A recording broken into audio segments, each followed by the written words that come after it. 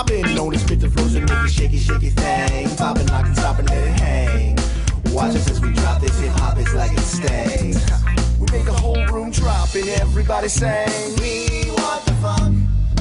We gotta have that funk. We kick it old school, we think we're so cool. We take it back to the past, we gonna act a fool.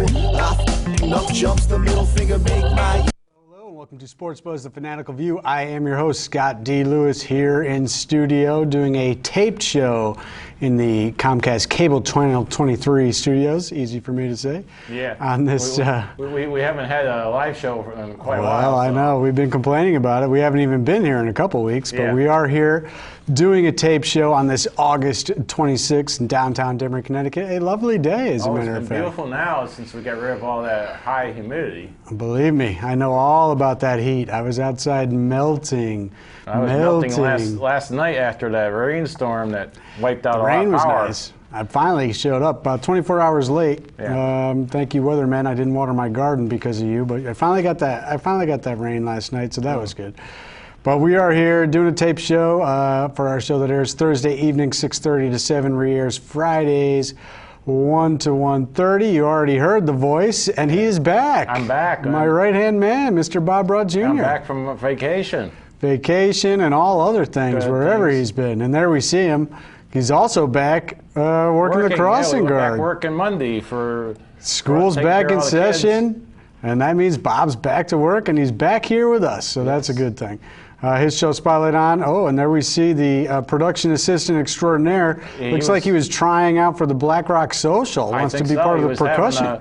He was having a ball up there in Connor New Faco. Hampshire. Right there, and he was jamming on the drums. That was part of your vacation. Yep.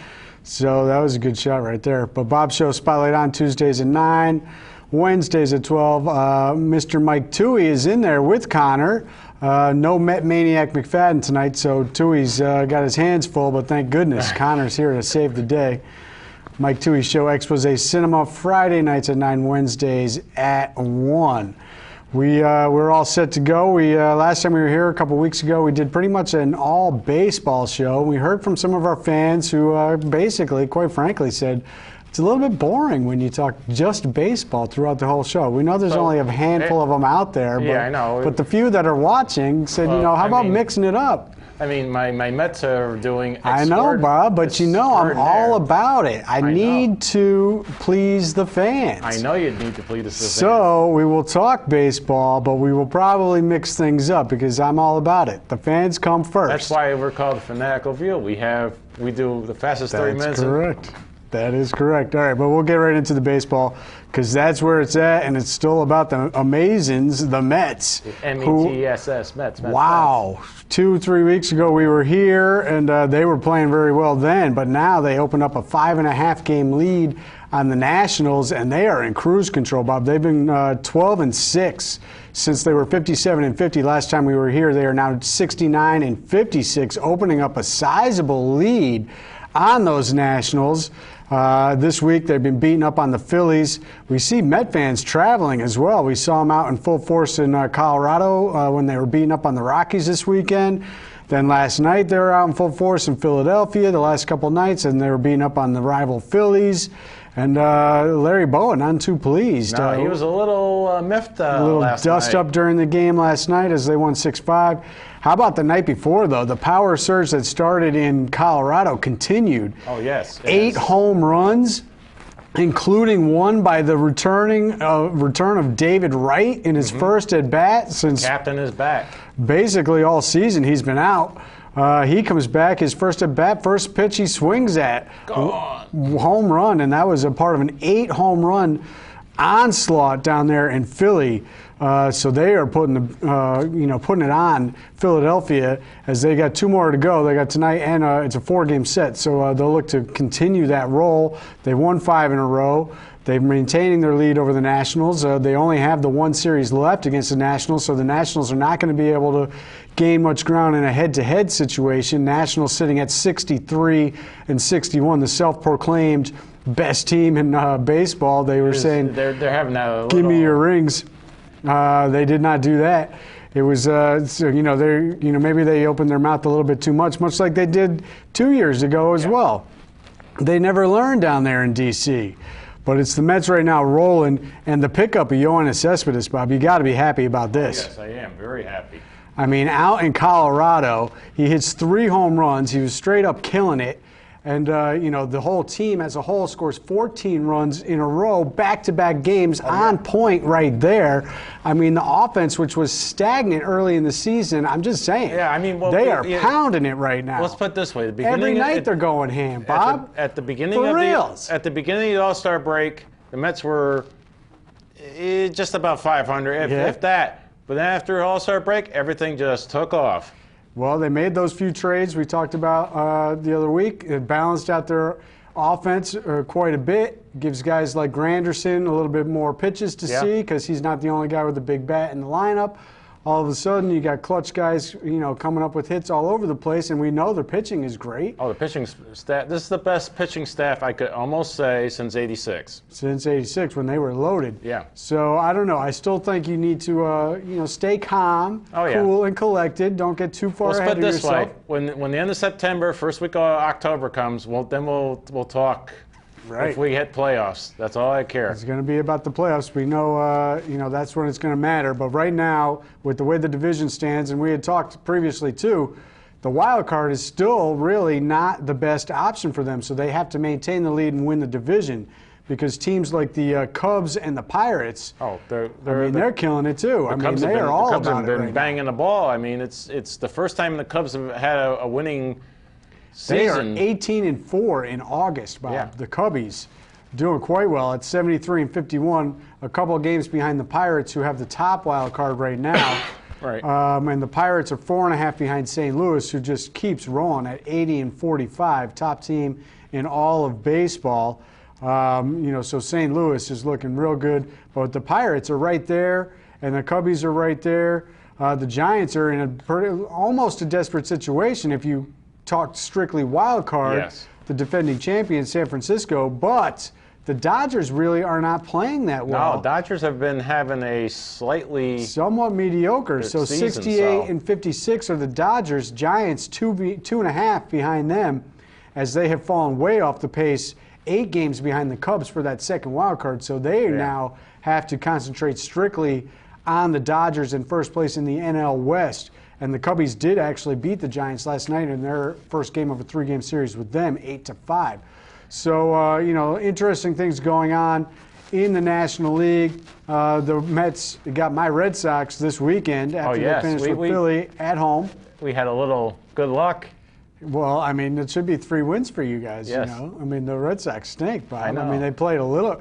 The Red Sox have played well lately, and by well, they went 6-4 on a homestand. Yeah, which for them has been very well for the That's whole how bad the season's what's been going on been. for a whole season. They are not about it, I'll tell you that much. And they're home for the Phillies, at Marlins, at Nats, and at Braves. So they do have a 10-game road trip in division still to come, the Mets do. They finish at home against the Marlins, Yankees, big series late in September, Braves, and then they actually finish at the Reds and Phillies. So still games to be played, but the Mets sitting a pretty.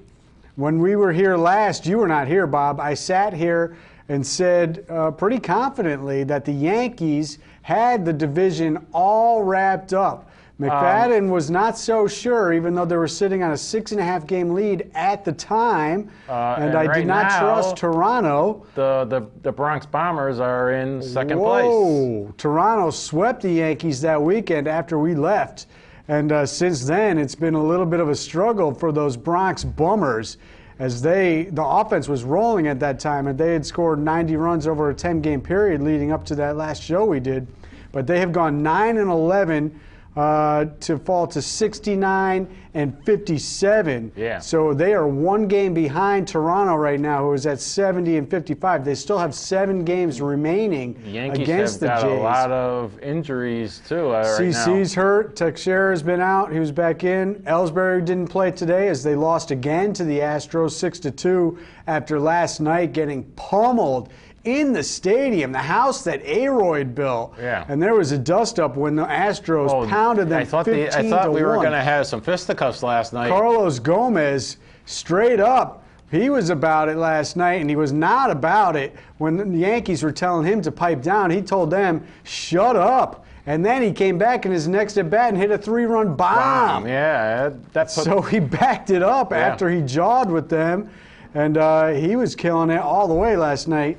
But the Yankees losing ground. So they're a game and a half, actually, out of Toronto before Toronto plays tonight. They've gone 9-11, as I mentioned, after they had that 6.5-game lead. All right, so they scored all those runs during that 10-game period before our last show. How about these numbers, Bob? Since that, in their last 21 games, 1 run 6 times, shut out twice, including both those times were in that 3-game sweep at the stadium by the Jays. And they have scored 2 runs 3 times. So the offense has gone stagnant for those Bronx Bummers. His bat's been kind of Beltran, I mean, I told you, the guy's 100 years old at this point. He's done nothing since they signed him. Ellsbury's been okay at times, but the injury bug is plaguing him as well. And the guy in the bullpen who's been lights out, Betances, he gave up a home run to lose the game the other night. So they're starting to leak some gas in the bullpen situation, and the starting, pitching situation is a little rough right now as well. That hasn't been great to begin with. All their guys have an injury or two that they're overcoming. And I know the Yankees were saying the other night that hopefully when the September call-ups come, they'll have some young players. They'll maybe They will be heading to Atlanta and at Boston coming up after they finish off this series with Houston. They're home for the Rays, Orioles, and Blue Jays in a nice 10-game homestand they got, 4 against the Blue Jays, at the Rays, at the Mets, and then finish with the Jays before finishing at home against White Sox for 4, and then the Red Sox. Red Sox get the final 3 games of the season at the house that A-Roy had built. So maybe the Red Sox will do something in those final 3 games to hurt them, and also this coming week they'll be home against them. So, maybe. The Red Sox got anybody that they're... Well, I mean, the young guys are playing really well right now. Mookie Betts, Jackie Bradley Jr. is on fire. Brock Holt's been great. Rusney Castillo, the Cuban kid who they signed last year, has been getting playing time finally, and he's playing really well. So the young kids at least there's some excitement right now going on in Boston, so that's a good thing. After the bad news, I feel a little bad that I've been ripping John Farrell, the manager, and calling for his head and calling for him to get fired. Then all of a sudden he announces he's got Hopkins disease. Yeah. So he has cancer. He started chemo treatment already. So, a little bit tough to badmouth him at this point. You just give him your support and wish him well.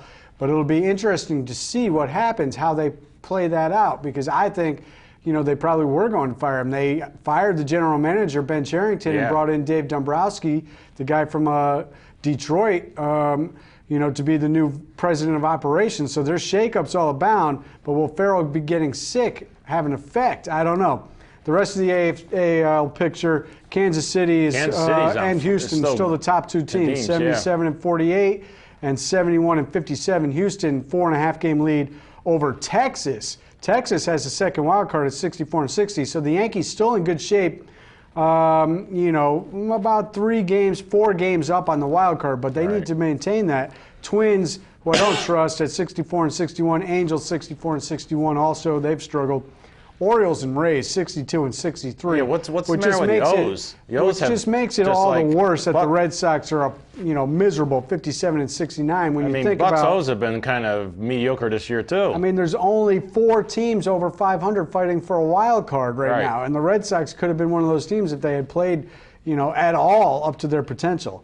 All right, let's get off baseball. We said we weren't going to do just baseball, so we will move away. A bunch of other things going on, including right now the Connecticut Open, which we always talk about every year in New Haven, out there at Yale. So the women's tennis tournament right before the U.S. Open. It's a warm-up before U.S. Open getting underway next week. Some good matches. Wozniacki, who is a 3-time champion, I believe.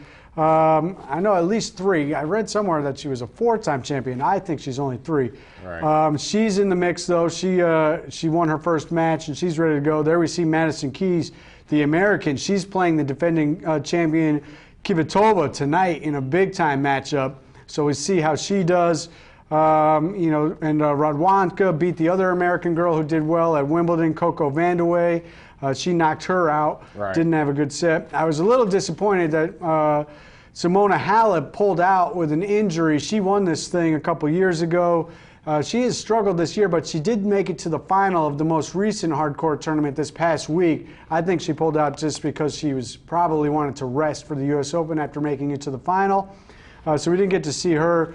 Eugenie Bouchard, also one of the top players who has struggled just like Halep this year. She got knocked out in the first round.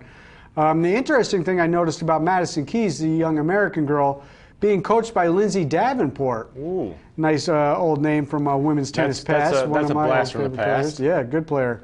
So that's interesting. So we'll see what happens. But, of course, the U.S. Open starts next week, and it's going to be all about Serena going for the Grand Slam, which will be amazing if she pulls it off. Steffi Graf, I believe, the last player to do that.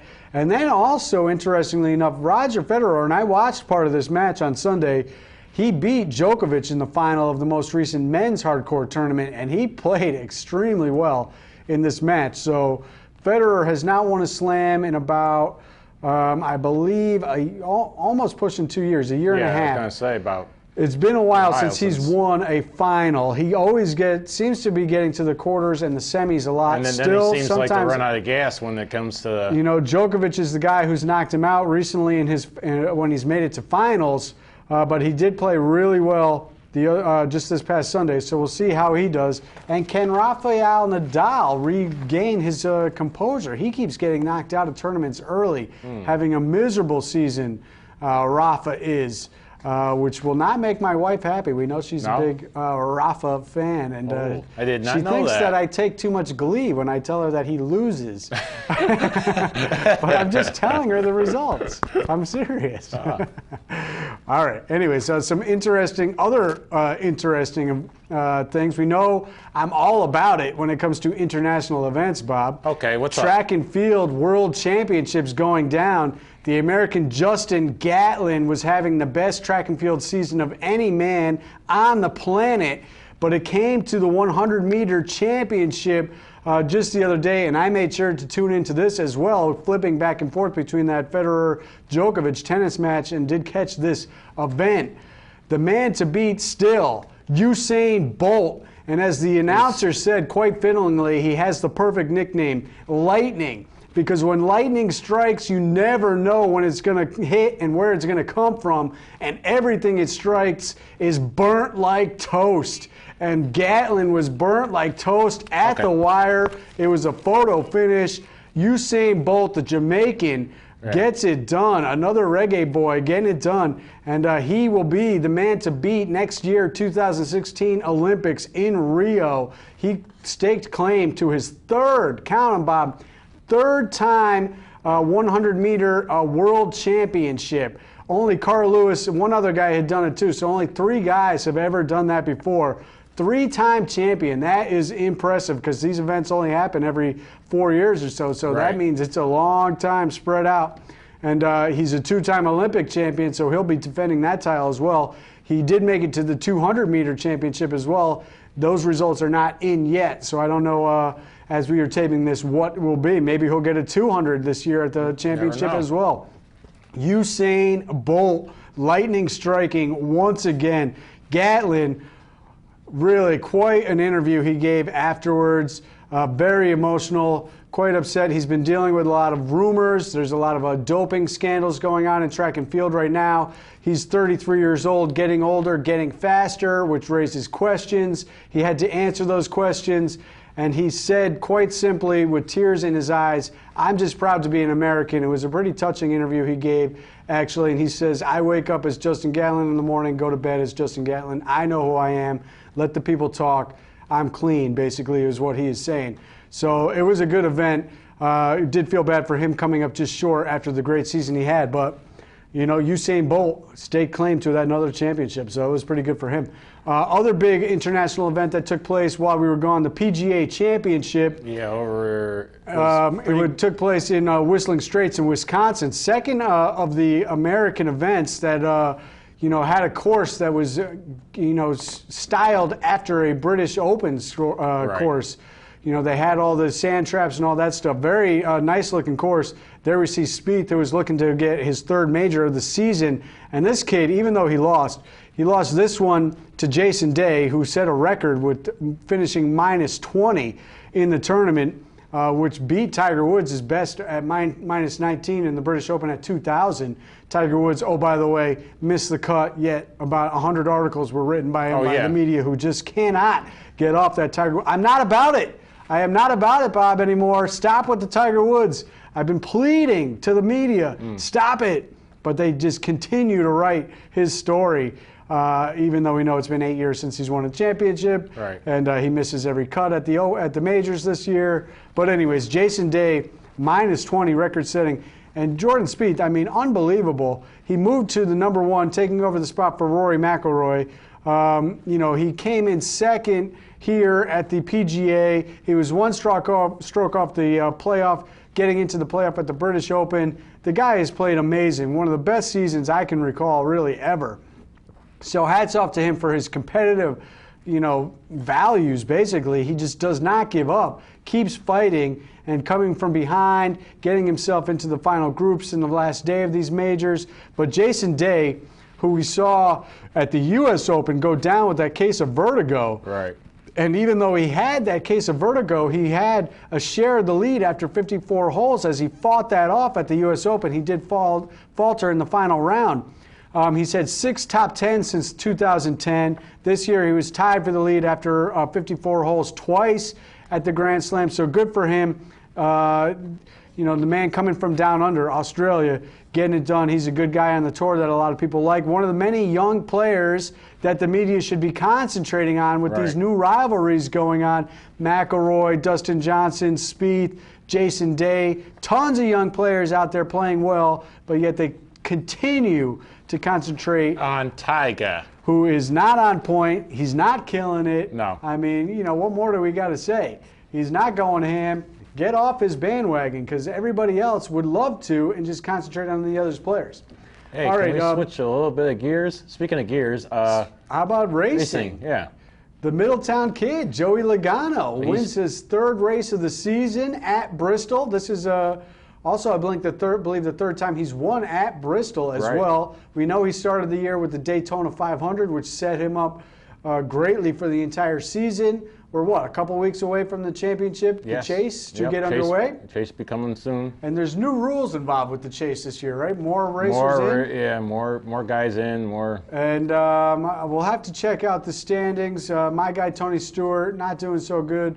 Yeah. And Jeff Gordon, this is his final year, right? Yeah. So I think he's doing okay. Dale Jr.'s been racing pretty well as well. So we'll see. It'll be an interesting chase to the finish for NASCAR this year. And speaking of racing, real quick. All right, well, I'll let you say something before we get to the sad news, but you got something about SNYRA coming up? Yep, SNYRA coming up on September 20th at the PAL building. September 20th at the PAL. We'll have to get some photos of that promotional thing and start talking about that in the weeks to come. But unfortunately, the sad news was over the weekend with the IndyCar driver, Justin Wilson, who was struck in the head by debris from an accident, went into a coma and died, 2 days later, correct? So racing, another death in racing. It is a tough business to be in. And one of my guys from the firehouse works the racetrack, so he said it was a very... Oh, really? Yeah, it was a tough night. I'm sure everybody was shaken up quite a bit when those accidents go down, and pretty much when they happen, right away that it's something serious, even though there's a lot of accidents all over the place. So prayers go out to his family and the whole racing family. Sounds like we got echoes coming off the phone. You hear the sounds of Connor coming through the PA system. Gotta tell you, watch out when that kid's around. All right, we can do a little football. Preseason football underway. Quick, I do want to mention before we get to the NFL, the Western Militia, the Danbury team. Yes, they are doing very good. 8-0, including a 54-0 pounding of the Hartford Colts. I do believe they're still playing their home games at Immaculate, correct? Yeah, I believe, or it's either Immaculate or Danbury High. I'm not sure which. I think it's at Immaculate, but it might be Danbury High. But I'm pretty sure it's Immaculate, and there's no lights over there. Their games are always day games. So just a hats off to them. They'll be getting national rankings, national recognition for this pro division that they're in. And they are a 3-time Southern Division champion. They got a big rematch this weekend against the defending champs, who they beat earlier in the year, the Connecticut Panthers. But this time they're on the road at Meriden for that game.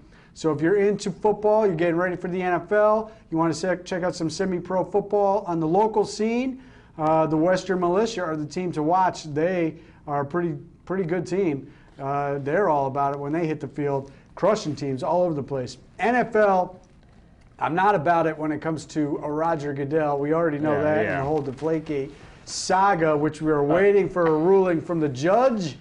It's hard to tell really what to think because the media is wrong so many times, and they write something different every day. But by all accounts, it certainly seems like the judge is not about it when it comes to Roger Goodell either, as this judge has been pounding the NFL and really hammering the shoddy investigation that went into the so-called Deflategate saga.